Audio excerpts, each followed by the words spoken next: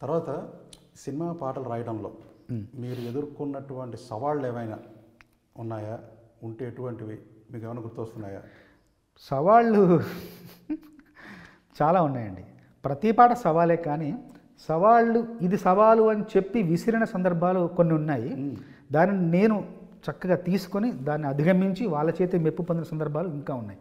అదేంటంటే, ఒకసారి మాకు గురువుగారు రామానాయుడు గారు నాకు అవకాశం ఇచ్చారు, శివగారు నన్ను ప్రోత్సహించారు, నన్ను పరిచయం చేశారు. కానీ నేను గురువు గారు అని చెప్పుకునే వ్యక్తి మాత్రం రాఘవేంద్రరావు గారు. ఎందుకంటే రాఘవేంద్రరావు గారు రెండో సినిమా పెళ్లి సుందరికి నన్ను పిలిచి, ఎక్కడో కూకట్పల్లిలో నేను ఉంటున్నాను, ఇంజనీరింగ్ చేస్తున్నప్పుడు హెచ్ఐజిలో ఉండేవాడిని. పైన ఒక నెక్కర వేసుకొని ఒక చాప మీద పడుకుని ఉన్నాను, ఒక దిండు వేసుకొని. ఒక వ్యక్తి వచ్చారు, వచ్చి 4వ ఫ్లోర్ వచ్చి పైకి వచ్చి, చంద్రబోస్ గారు ఎవరంటే, నేనే సార్ అన్న. మిమ్మల్ని బాబాయ్ రమ్మంటున్నారండి అంటే, బాబాయ్ ఎవరండి అన్న అంటే, రాఘవేంద్రరావు గారు సినిమాలు డైరెక్షన్ చేస్తుంటారు అన్న. సినిమా రాఘవేంద్రరావు గారు అని, అవునమ్మా. రాఘవేంద్రరావు గారు రమ్మడం ఏంటి, మీరు రావడం ఏంటి, ఆయన మనిషిని పంపించడం ఏంటి, వెతుక్కుంటూ నన్ను రావడం ఏంటి, కూకట్పల్లిలో నేనుండు అని నేను చాలా ఆశ్చర్యం గురై పదం కిందికి వెళ్ళగానే అప్పుడు ఎస్టీడీ బూత్లోకి వెళ్ళి మాట్లాడించారు రాఘవేంద్ర గారితో.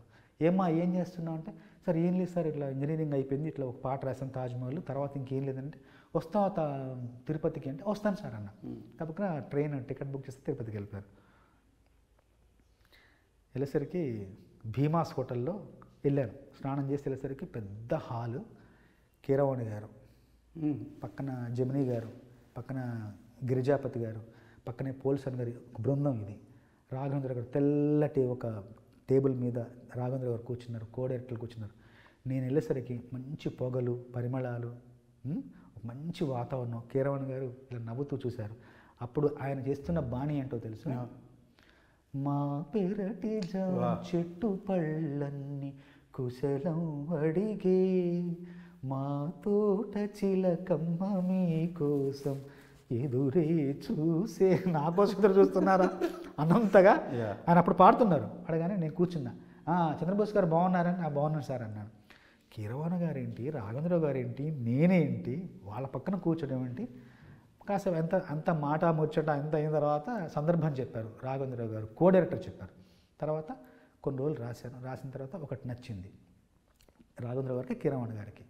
సరిగమ పదని సరాగం త్వరపడుతున్నది మాఘం, తకదిమి తాళం ఎప్పుడెప్పుడన్నది మేళం. ఈ పాట అందరికి నచ్చింది. ఈ పాటతో నా ప్రయాణం రాఘవేంద్ర గారితో, కీరవాణి గారితో అలా అలా అలా అలా సాగుతూ ఇన్నాళ్ళు ప్రయాణం వాళ్ళతో చేశాను. రాఘవేంద్ర గారు మాత్రం నాలోని కవిని బాగా గుర్తించి నాకు ఎన్నో అవకాశాలు ఇచ్చారు. ఇప్పుడు సవాలు గురించి ఒకసారి పిలిచారు, నాన్న వస్తామంటే వెళ్ళాను. ఒక 15 పాటలు చేసామయ్యా, నువ్వు 15 పాటలు వినమన్నారు ఒక సినిమాకి.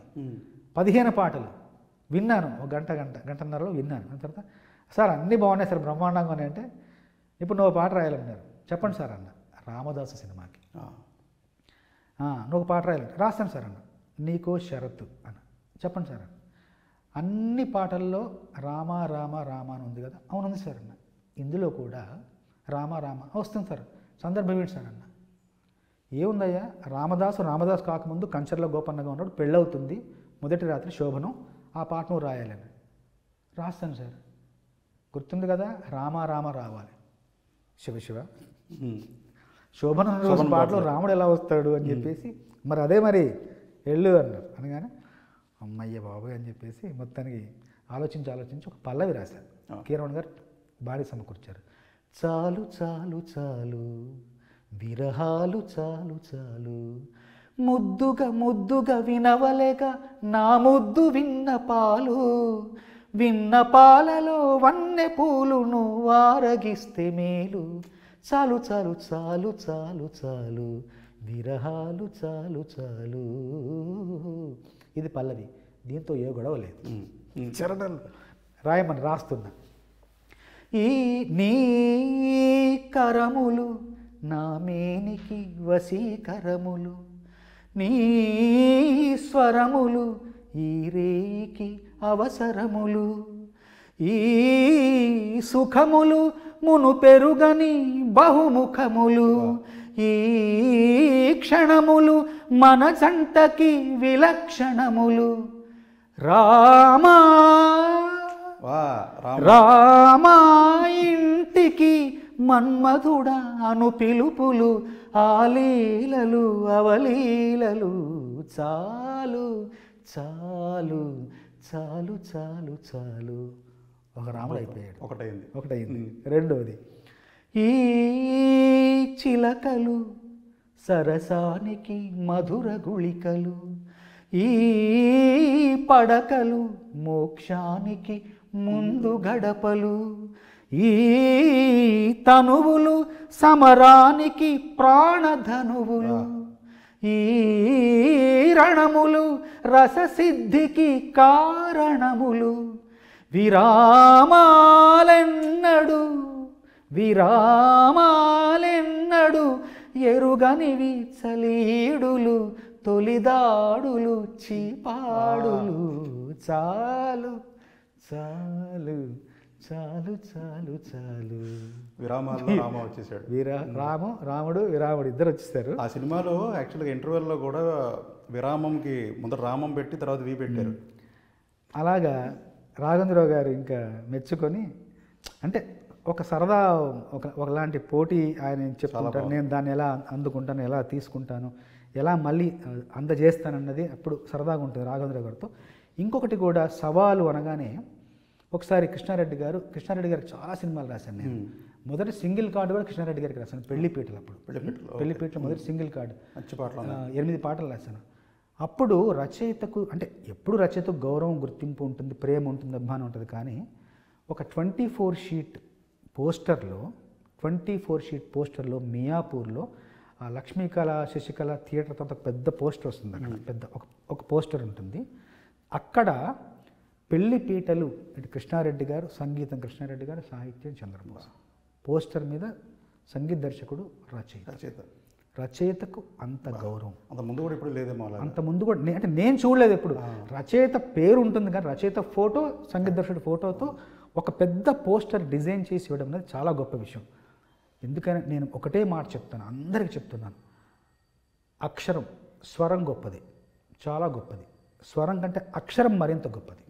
అక్షరం ముందు పుట్టింది, తర్వాత స్వరం పుట్టింది. అక్షరానికి స్వరం అలంకారమే కానీ సమస్తం స్వరం మాత్రం కాదు. అక్షరం ముందు ఉండాలి, దానికి అలంకారంగా, దానికి ఒక భూషణంగా స్వరం వెనకాల బయలుదేరాలి. కాబట్టి మాటకు గౌరవం ఇచ్చే సంగీత దర్శకులందరికీ వందనం, అభివందనం.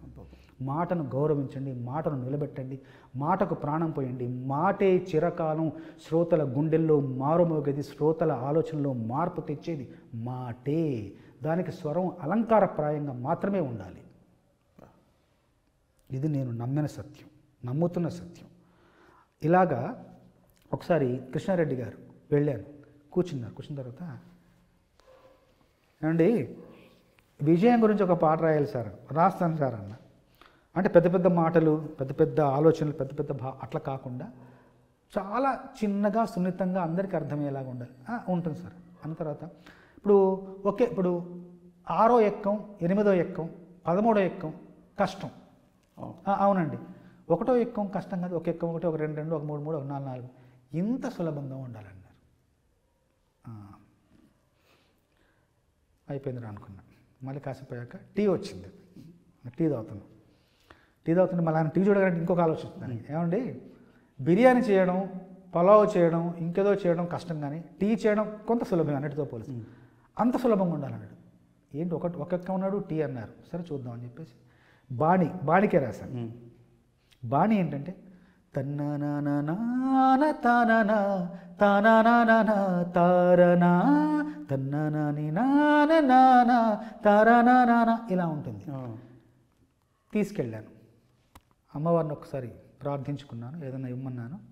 ఆ రోజు ఆ బాణికి ఇచ్చిన మాటలు 1, 2, 3, 4 ఎన్నో ఉన్నాయి అంకెలు, 1వ స్థానంలోనే ఎప్పుడు నువ్వుండాలంటే చెబుతాను కొన్ని లెక్కలు.